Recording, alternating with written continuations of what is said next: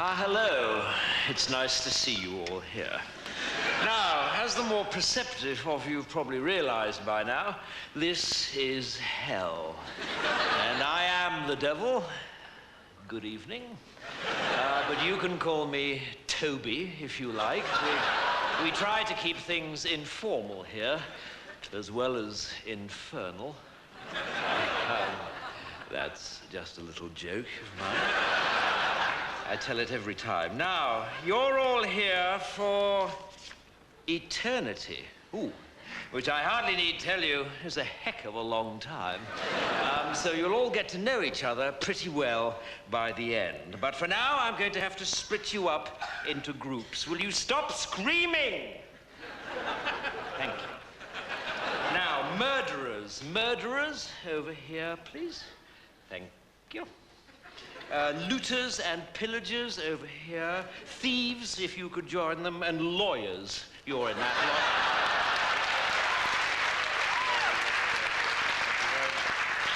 lot. Fornicators, if you could step forward. My God, there are a lot of you. Could I split you up into adulterers and the rest? Male adulterers, if you could just form a line in front of that small guillotine in the corner there.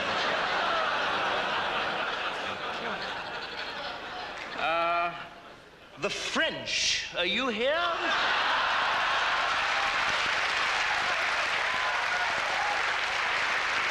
Okay. If you'd just like to come down here with the Germans, that'd be lovely. I'm sure you'll have plenty to talk about. Okay, atheists. Atheists, over here, please. You must be feeling a right bunch of nitwits.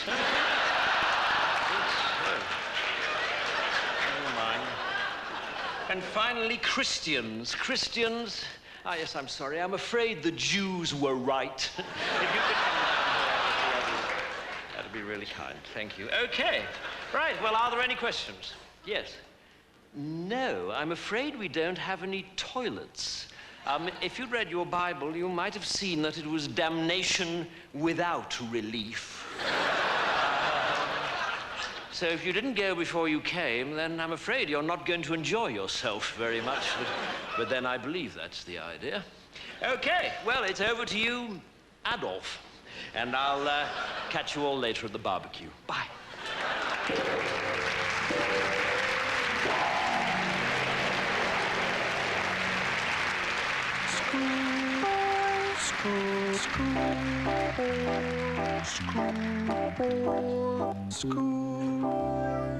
Well, now, Mr. Perkins, it was good of you to come in. I realize that you're a busy man, but I didn't think this matter could be discussed over the electric telephone. No, absolutely, Headmaster. I mean, if Tommy's in some sort of trouble, then I'd like to nip it in the bud. Well, quite frankly, Tommy is in trouble. Recently, his behavior has left a great deal to be desired. Dear. He seems to take no interest in school life whatsoever. He refuses to muck in on the sports field. And it's weeks since any master has received any written work from him. Dear me. Quite frankly, Mr. Perkins, if he wasn't dead, I'd have him expelled.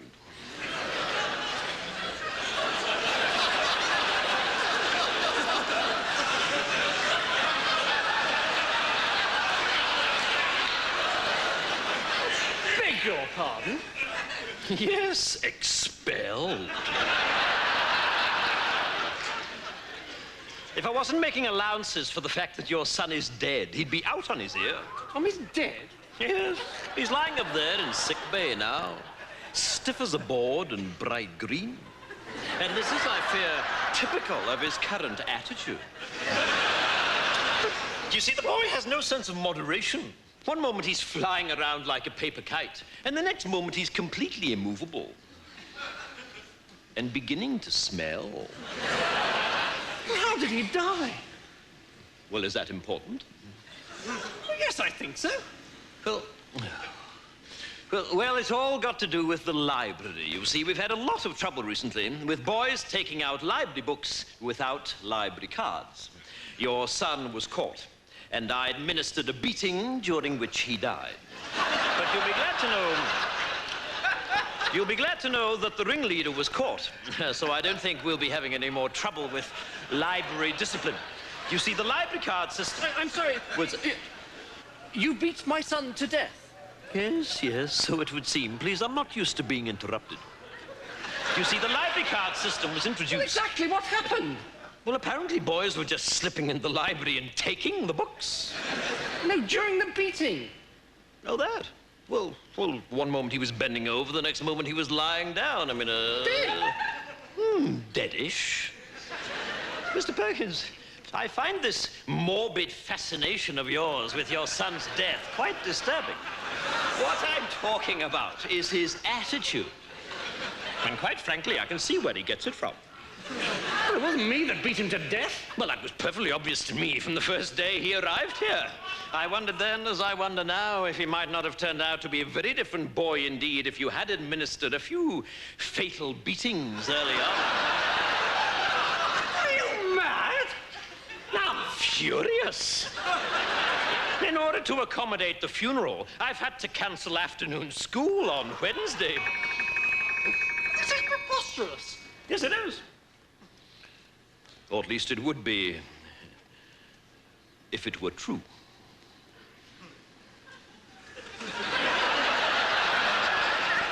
What? I've been joking, Mr. Perkins. Pardon me, it's my strange academic sense of humor. I've been pulling your leg. Oh, thank God. I wouldn't cancel afternoon school to bury that little shit.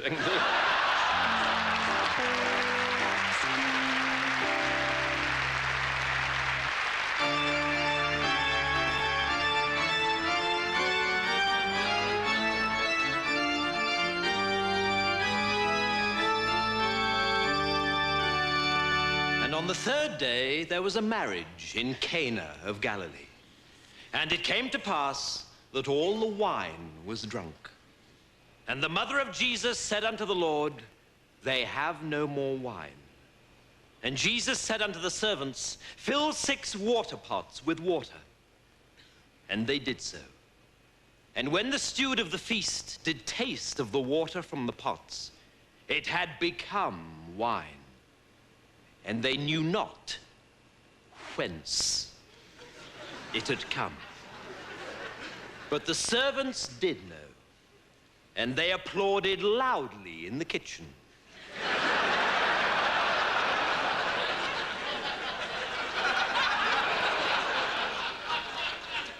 And they said unto the Lord, How the hell did you do that? And inquired of him, Do you do children's parties? And the Lord said, No. But the servants did press him, saying, Go on, give us another one. And so he brought forth a carrot and said, Behold this, for it is a carrot.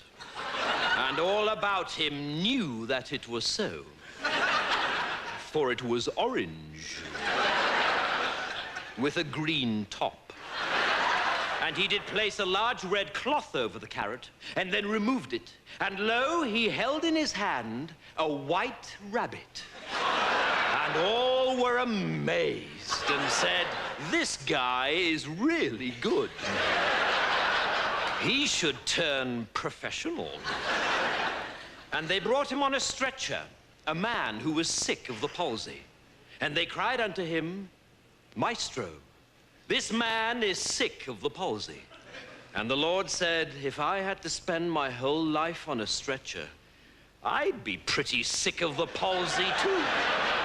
And they were filled with joy and cried out, Lord, thy one-liners are as good as thy tricks.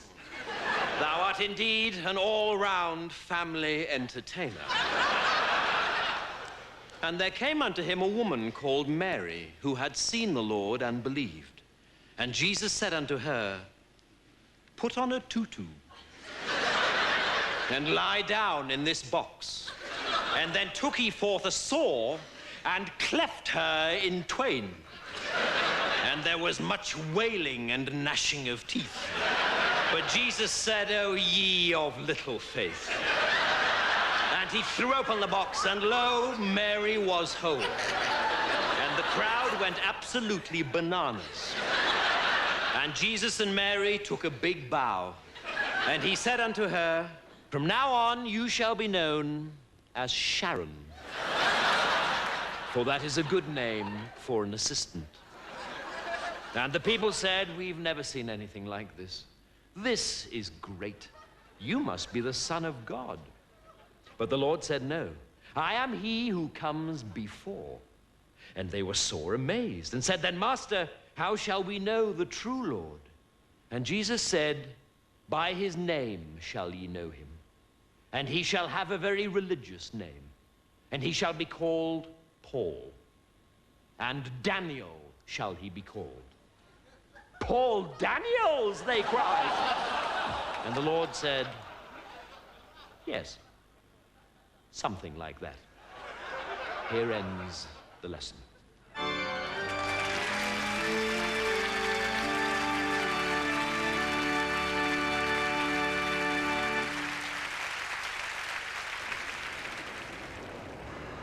And now, in the latest of our series, A Day in the Life, we present A Day in the Life of the Invisible Man. Every morning, I go to work by tube. Very soon, however, I get bored and decide to start annoying other passengers. I usually select the most respectable person I can find and blow gently into his left ear.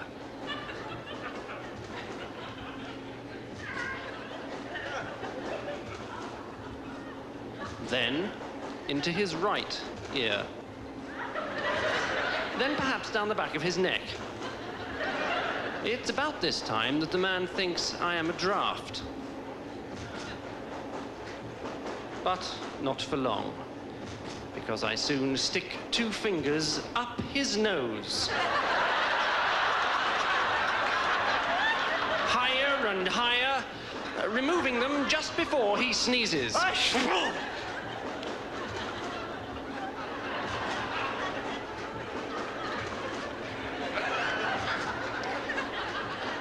Then, I start to manipulate some other limbs.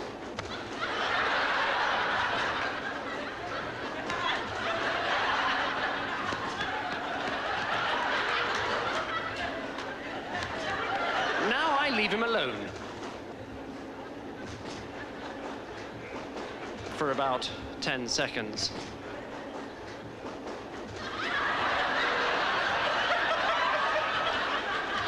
And when he is at his most vulnerable, I kick him in the groin.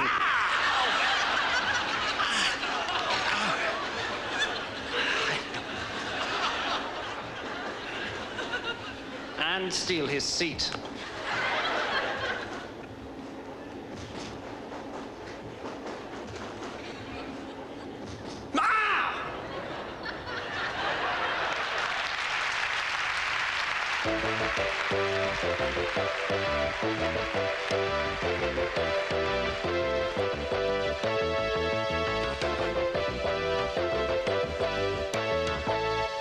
Welcome back to the Olivier Theatre Awards, and we come now to the award for Best Actor of the Year. And the nominations this year are Al Pacino for Death of a Salesman, Kenneth Branagh for Richard III, and then 2 actors, both from the same remarkable new play, Stench by Harold Barkworthy.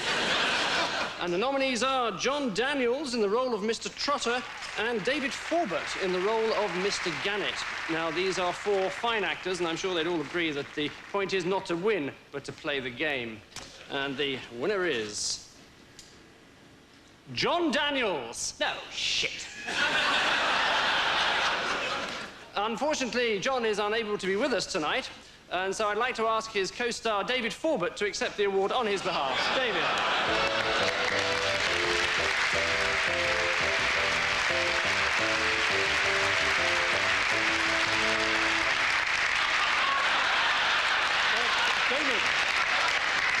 David, perhaps you'd like to say a few words, David.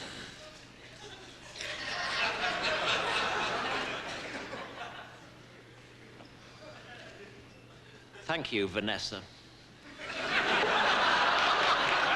Ladies and gentlemen, what a delight it is to accept this award on behalf of my close personal acquaintance, John Daniels. John cannot, unfortunately, accept it himself because he is in Hollywood, starring in his first major film role with Meryl Streep.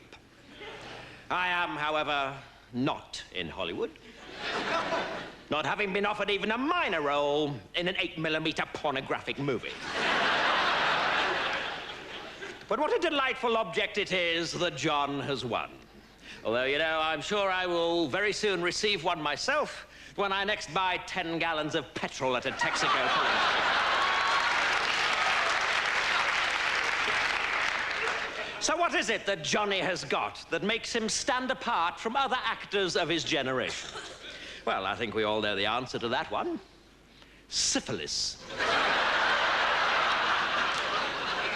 And what a great and heartwarming thing it is that he has already started passing it on to a whole new generation of younger actors. Of course, to win an acting award is always a great honor, but to receive one here in the heart of London's famous West End on an occasion such as this hugely diminishes that honor. What could be more dull than these sordid, backslapping sessions where has-beens in tuxedos hand over to even older has-beens in tuxedos awards for plays that closed the week before they opened because the audiences were clamoring instead for tickets to Andrew Lloyd Webber's latest rearrangement of Evita to suit the vocal range of Kylie Minogue. I therefore cannot say what a delight it is that John has won this award instead of me. And I should like to announce my retirement from the acting profession in order to begin a lifetime of work amongst the mentally handicapped. In which capacity I look forward to meeting all the members of the judging panel very soon. Thank you.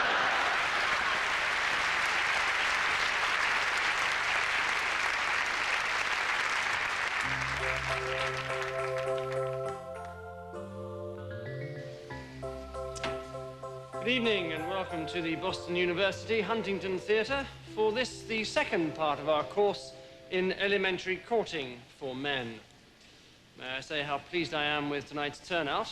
Some 800 people, which is very gratifying. Tonight we look at the first date. Obviously, taking out a girl for the first time is a very complex issue. The first crucial step is having arranged to pick up your date, not to look like a complete idiot when she opens the door.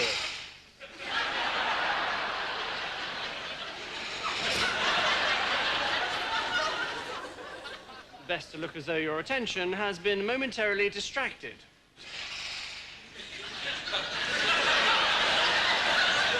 But when you do notice her, it is vital to say how pretty she is looking straight away. But don't overdo it.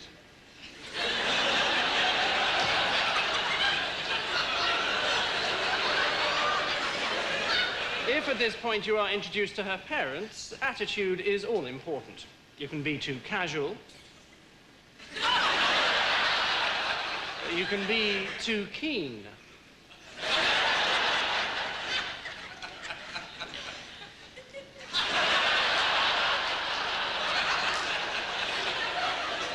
When you've said goodbye to the parents, again, don't overdo it. Lead her to your car. And remember to open the door. Once in the car, there are various ways of driving. If you drive like this,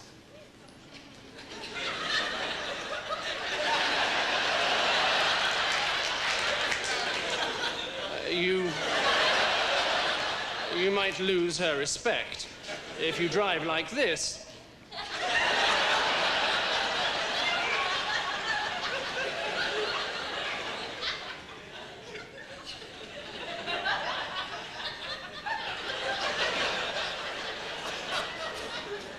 you should have taken a taxi. Before long, you'll arrive at the restaurant. Get out of the car.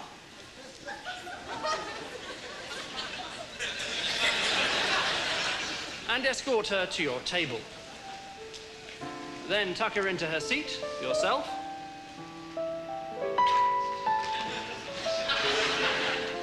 and attract the waiter's attention.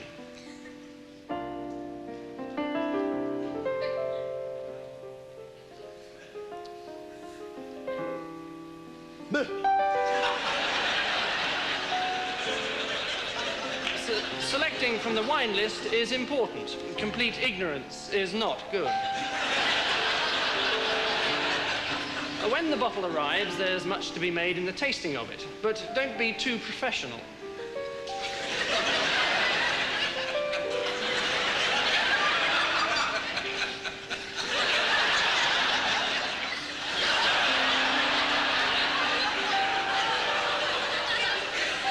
Eating, again, moderation is the order of the day. Don't eat too fast.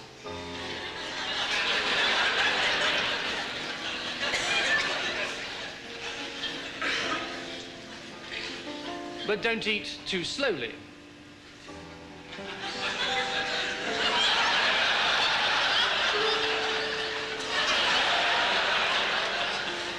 Next is receiving the bill. This is a very important moment. You must be sure not to lose your cool. This is right. This is wrong.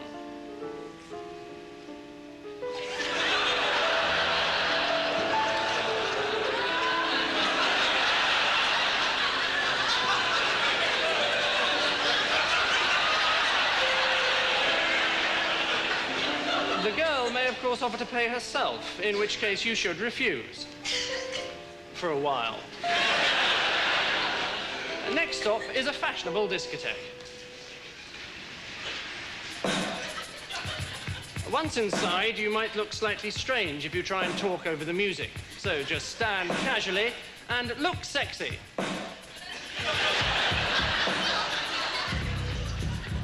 This is good.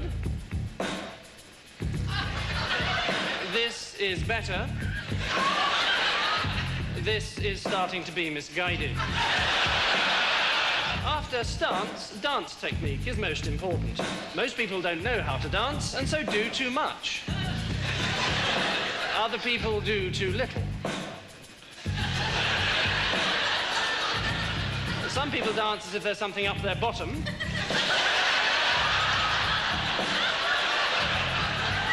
And other people dance as if there's something coming out of their bottom. When all's said and done, it's best probably not to dance at all. The well-mimed sporting injury is always useful, and a good excuse for leaving the discotheque. If you don't utterly foul it up, 20 minutes later, you should be back at your place. It's important to relax and make your guest feel at home. She will probably feel as nervous as you do, and there's no need to make any extra special effort.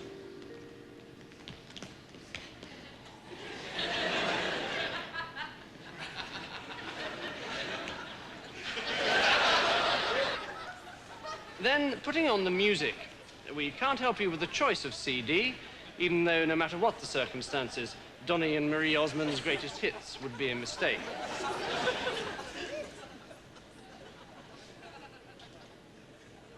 At all costs, avoid the temptation to brag about your stereo.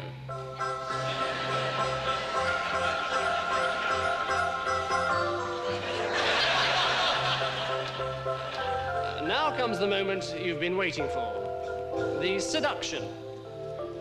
This is the subject of next week's lecture. However, as a rough guide, this is right. And this is, I think you'll agree, disastrous.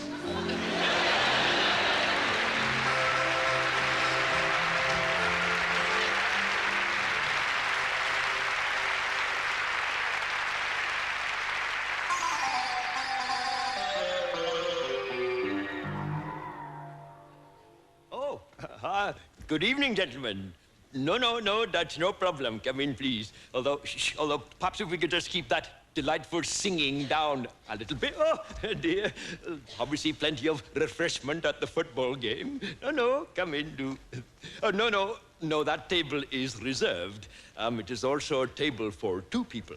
Perhaps this table might be more suitable for 9. If you'd like to step this way, gentlemen, please. Oh, dear. Here, let me help you up, sir. No, it is a tricky bit of floor that deceptively flat and unimpeded.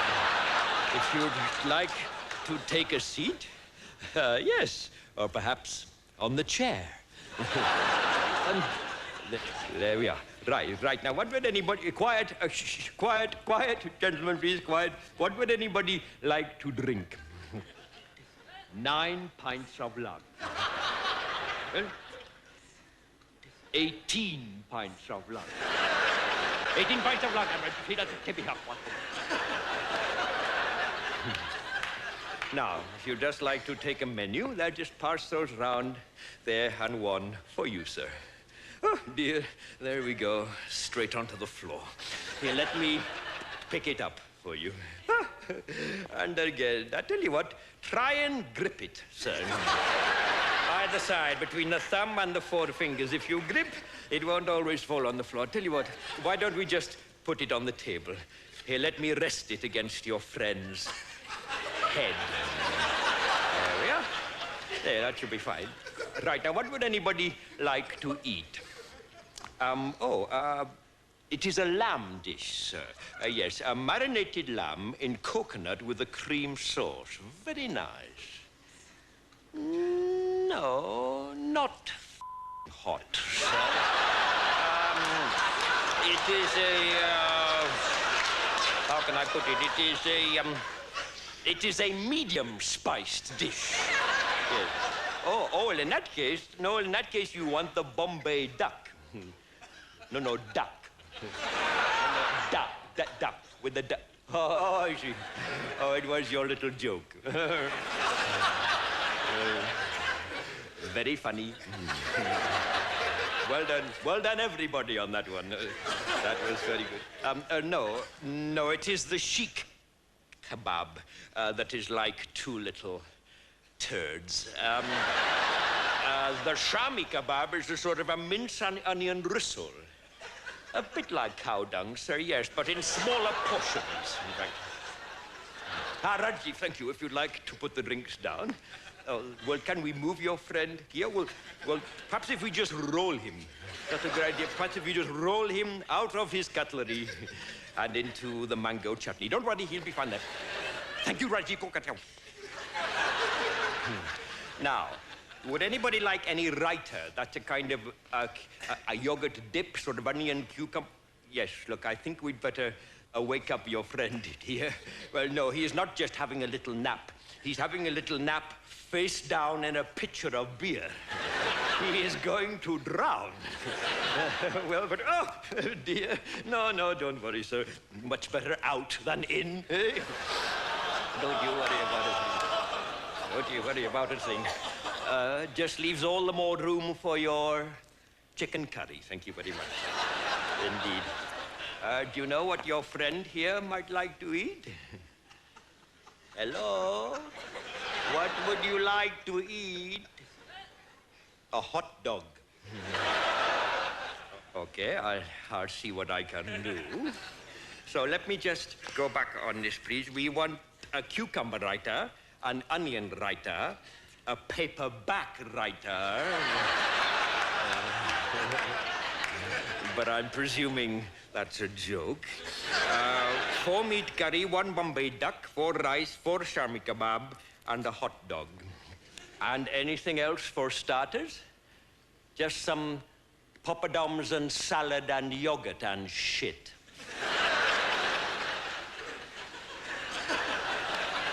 Okay, I'll see what I can do. Although I'm not sure you'll be needing that last item. As you all seem quite full enough of shit already. Rajiv, come on.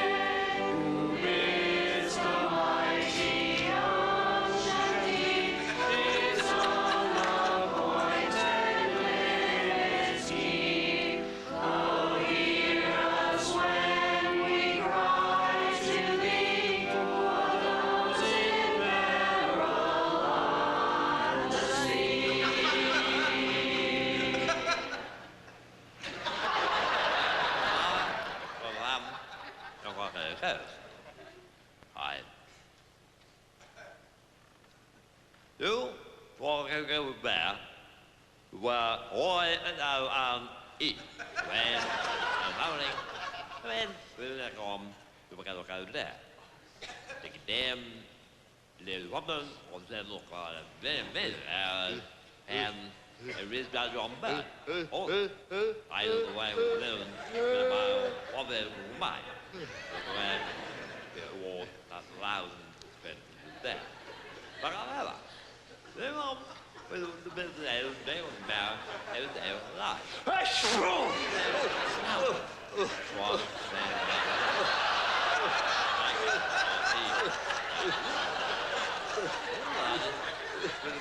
back the school of Harvard, for war, and diet, and where I felt. Next to what we have there. Yeah.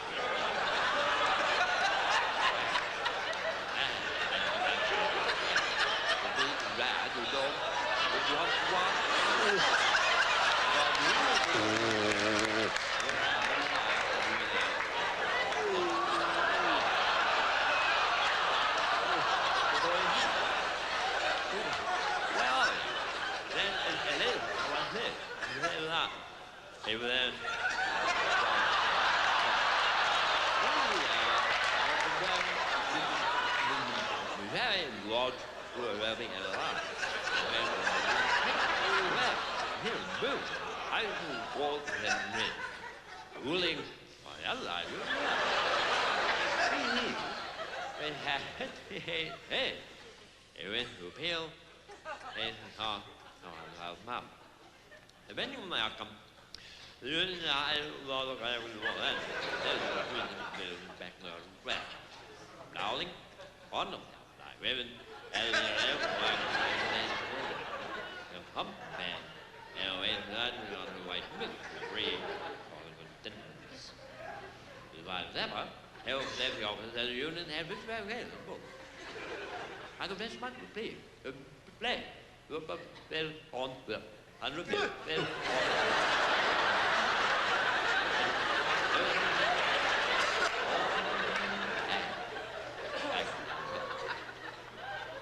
That was the crowd. There they were born. Or played a girl with my mum and written and read it. When I come everywhere. The boy in the morning from my back.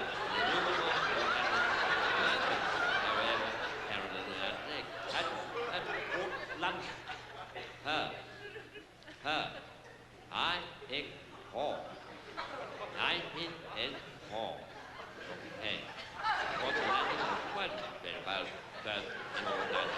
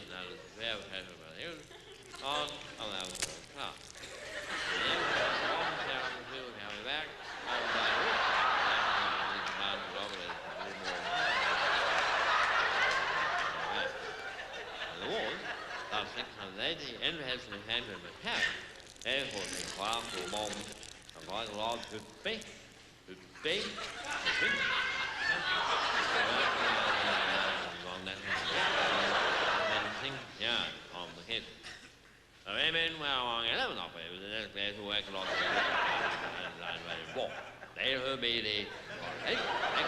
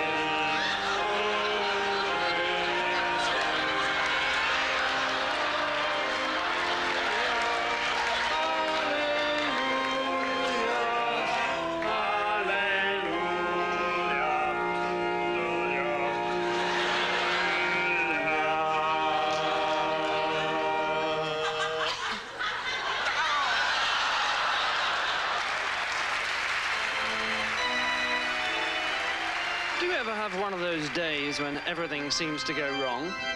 I did. Unfortunately, it was my wedding day, and 3 men in particular were to blame. It all started with the priest. I now pronounce you man and wife. Well done. You may now kiss the bride. Nice one. All right, please be seated, everybody. I'd just like to say a few words before communion. You know, a lot of prospective brides ask me these days, Father, what is the church's attitude to fellatio?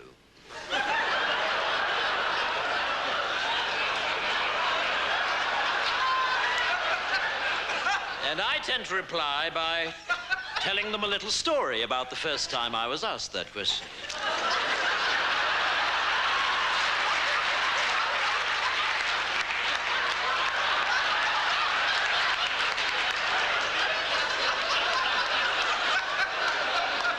It was a couple of years ago now, and a young, attractive bride-to-be came up to me after a service and asked me just that question. Father, what is the church's attitude to fellatio? And I replied, well, you know, Joanne, I'd like to tell you, but unfortunately, I don't know what fellatio is. And so she showed me.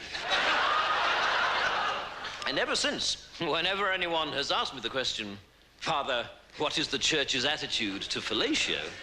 I always reply, well, you know, I'd like to tell you. But unfortunately, I don't know what fellatio is.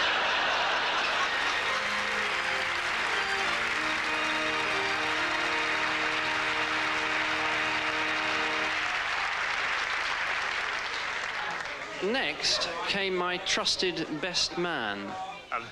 Right. Well, right. Ladies and gentlemen, and fellow survivors of that stunning stag party, how did those 2 girls get under the table, and what the hell were they up to with that toothpaste? Right, well, just before I left the house this afternoon, I said to myself, you know, the last thing you must do is forget your speech. And so, sure enough, when I left the house, the last thing I did, yes, you guessed it, was to forget my speech. So it's all ad lib, I'm afraid.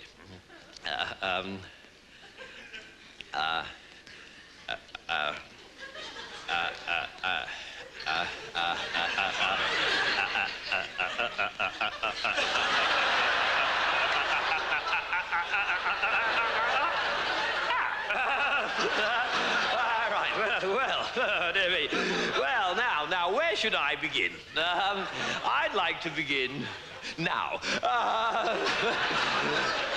Right, well, I've known the groom ever ever since we first went to school together at the age of 8. And you know, he hasn't changed a bit.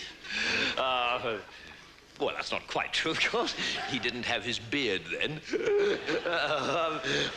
And I tell you this, he wouldn't have been able to do whatever he was doing last night with those two extraordinary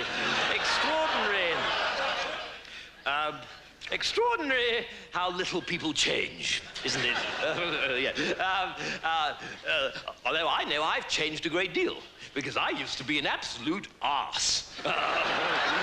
Always blurting things out when I shouldn't. For instance, this afternoon, I'm sure I wouldn't have been able to resist mentioning the bizarre sight that greeted my eyes when I opened this man's bedroom door earlier this morning. Yes, but enough of that. He started making gestures at me now, which I think means he wants me to cut my speech short. So suffice to say that I think he'll make a ripping husband, and I think his wife's ripping too, and I can only hope that the dress will hold out. So I'd like to propose a toast to go with the pate.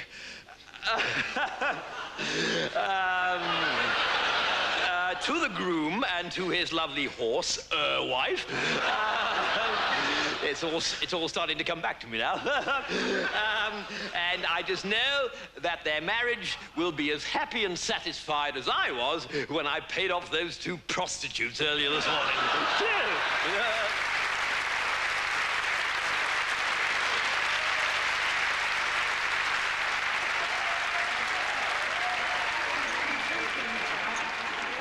And finally, my loving father-in-law provided the perfect end to a perfect day.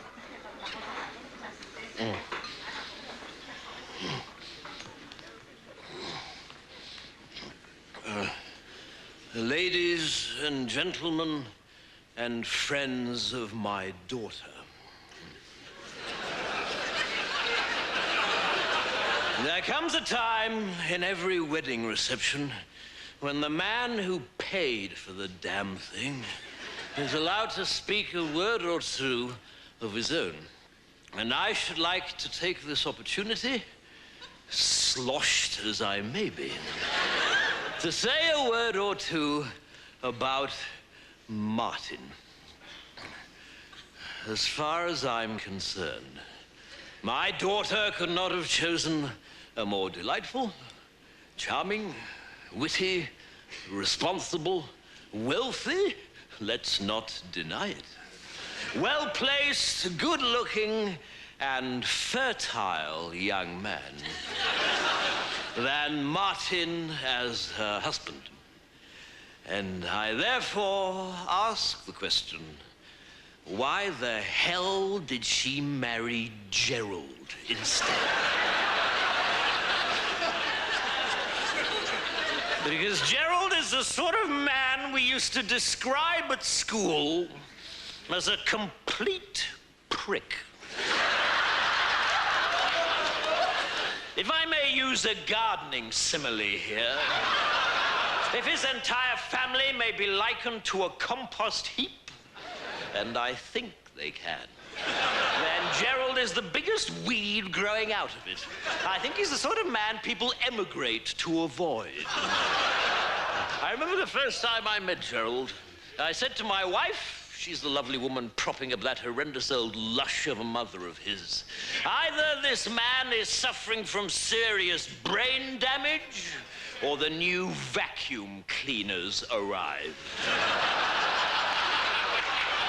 As for his family, they are quite simply the most intolerable herd of steaming social animals I've ever had the misfortune of turning my nose up to. I spurn you as I would spurn a rabid dog. I would like to propose a toast to the caterers.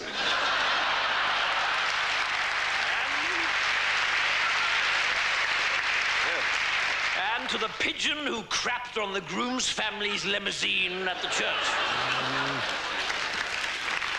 As for the rest of you around this table, not directly related to me, you can sod off. I wouldn't trust any of you to sit the right way on a toilet seat.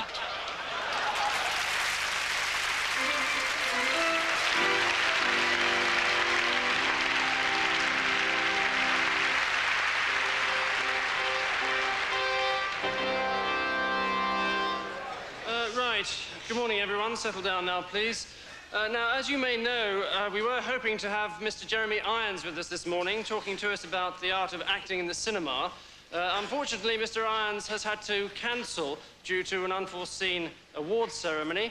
But I have been able to procure the services of a local actor, Mr. Bernard Hupper, who was luckily not busy. So it's my pleasure now to read for Mr. Hupper as he illustrates his own lecture on Shakespearean acting entitled The Actor's Art.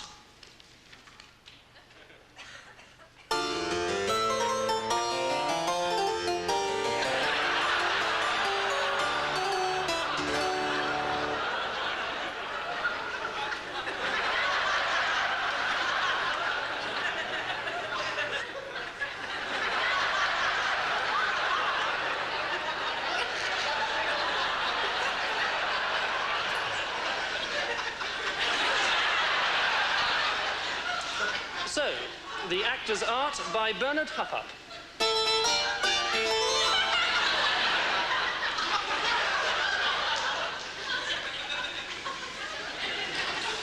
At the centre of the Elizabethan world sits the king.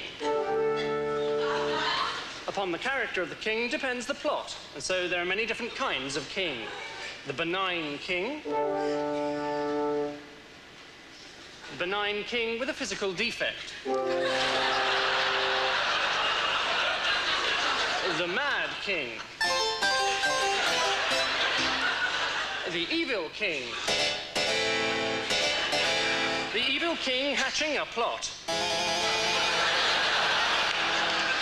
The mad king hatching an egg.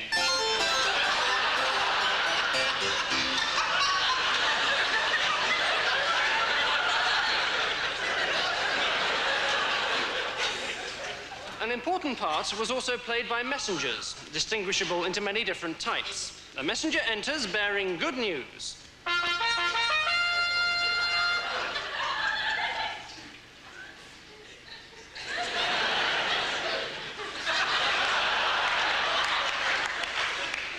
A messenger enters bearing bad news.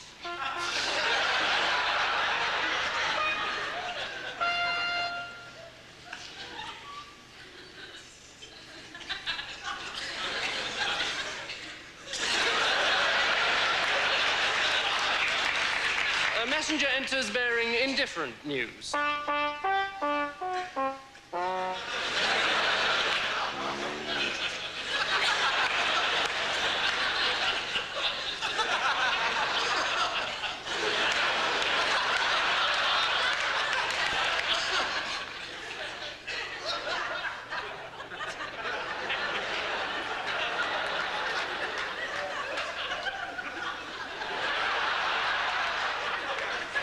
A messenger enters bearing bad news, which he thinks is good news.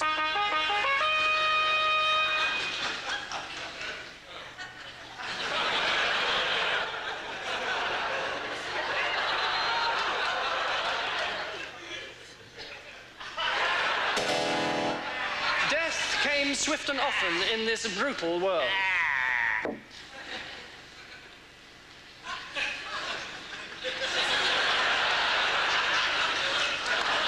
Death could come at the hands of a total stranger.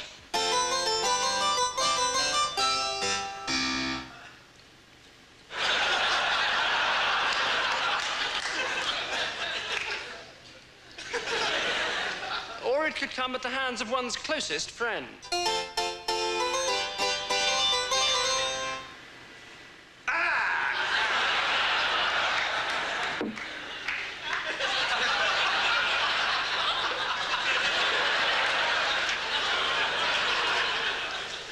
Poison was particularly popular, applied to the frothing cup of ale of the unsuspecting victim. First, we look at the simple poisoning kill.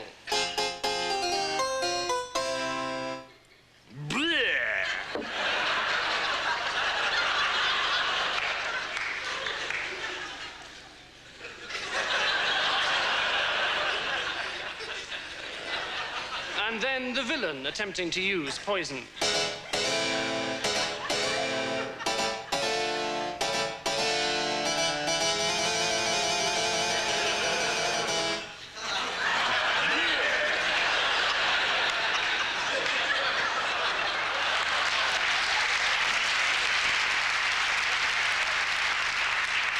But in the end, all these were merely devices, amounting to nothing whatsoever without the plot.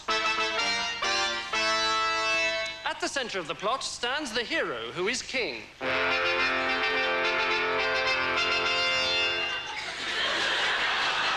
He has a twin brother, who is a villain, with a physical defect. War comes, and the hero must lead his men into battle.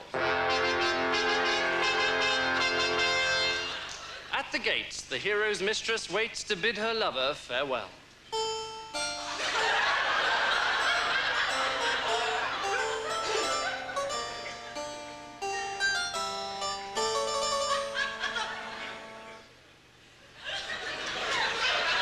And the villain's mistress bids her lover farewell also.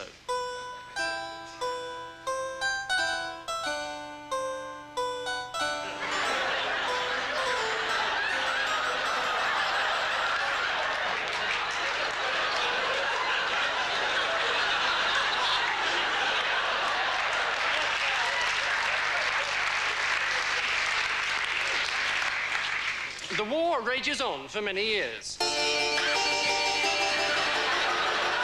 Until, at last, a messenger arrives bearing the bad news of the death of the hero. So the villain becomes king. But the message was wrong. And years later, the hero returns. In disguise.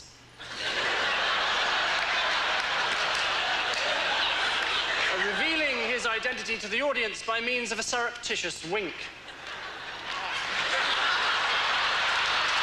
But his brother, the villain, recognizes him, and they fight.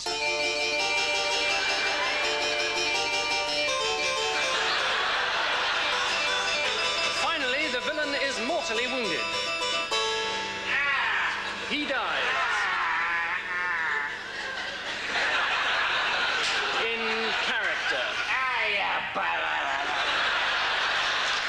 Our hero wins his rightful throne and celebrates with a frothing cup of ale found by the side of his brother's throne.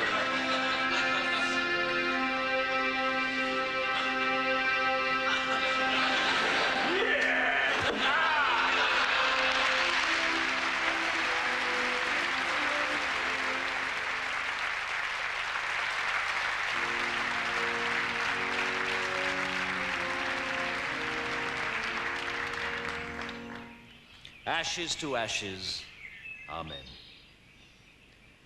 We are gathered here today on this beautiful autumn morning to pay our last respects to Thomas Fairclough, Richard Mason, and Harold Walker. Tom, Dick, and Harry, as they were known to all of us. 3 stout fellows of our community who will be sorely missed. Tom, sadly, was blind, an affliction he bore with great fortitude, especially considering he was also deaf. His only power was that of speech and song, and we all recall his enormous voice joining lustily in our hymn singing. Of course, being blind and deaf, Tom never actually knew what hymn we were singing, which seemed appropriate, because we never knew what hymn he was singing either. In fact, if we had to be frank with each other, Tom didn't actually know any hymns. Thus, it is with deep gratitude we recall the day when Colonel Grant, using only a sense of touch through the medium of a clenched fist, actually broke through to Tom and got him to shut up. Needing guidance through the darkness of life, Tom was lucky to have a friend like Dick. Dick had perfect eyesight and would gladly lead Tom wherever he wanted to go. Unfortunately, since Dick was also deaf, he couldn't actually hear where Tom wanted to go. Yet, like Tom, Dick never complained about his afflictions, did he? Well, he couldn't. He was dumb. But blessed with the gift of vision, though stone deaf, he was a tremendous fan of Olivia Newton-John. Being such an idiosyncratic pair, deaf to the world about them, Tom and Dick were to have the permanent companionship of Harry. Harry could literally hear a pin drop. Although, being blind and dumb, he could not see to pick it up or warn anyone else not to stand on it. And so, as individuals, they were sadly afflicted. But together, they were in possession of all of God's senses, weren't they? And it is together that we remember them. Together at their job, checking eggs at the battery farm. Dick would look for the cracks, Tom would complain to the foreman, and Harry would do the listening to Radio 1. Likewise, in the evening, when they had returned from work, they would all sit on the big red couch. Dick watching the television, Harry listening to the television, and Tom insisting that it was time to buy a television. Sadly, as we all know, 3 days ago, their peaceful lives were ended. Dick saw the combine harvester. Harry heard the combine harvester, but neither could cry out. Tom, who could have cried out, never had the faintest idea what hit him. And so they were all harvested together, blended into oneness at last, and now we trust are in heaven, as happy as any in that immortal host. For Dick will see the angels' choir, Harry will hear the angels' choir, and no doubt Tom will ruin it for everybody.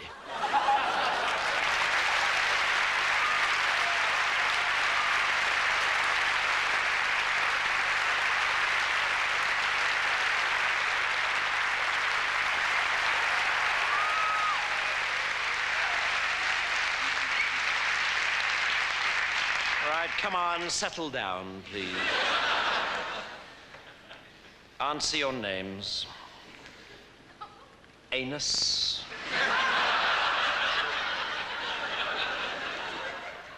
Arse bandit.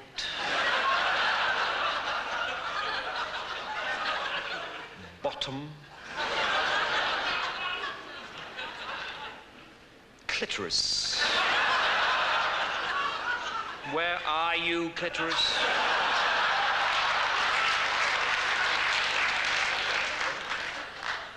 Doo-doo. Enema. Fist up.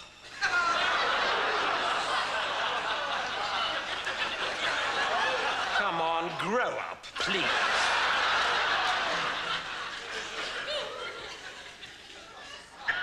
Genital. I'm sorry, genital. Herpes. Still with us, I see. I'm a dick. I'm a dick. Enema, you know I'm a dick, don't you?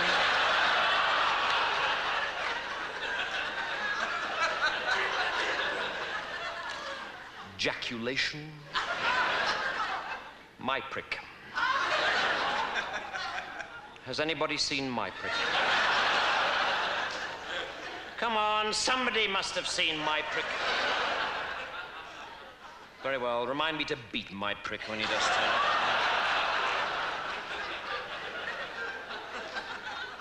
nice and quick. On top. Pube. Ah, my prick. So good of you to turn up. Yes, well, now that you are here, my prick, perhaps you'd like to find a seat. Bottom, squeeze my prick in somewhere, though.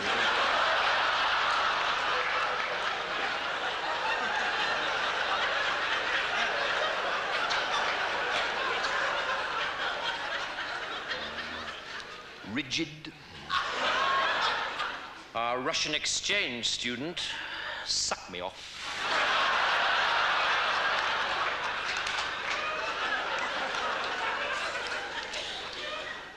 Tight fit. Up your vulva. Your prick. And zipper. Zipper. Absent. Now then, boys, the headmaster has asked me to speak to you this morning on the subject of smut. All members of staff have noticed an alarming increase in the use of silly humor and puerile innuendo about the school. Rigid, fist up, bottom out.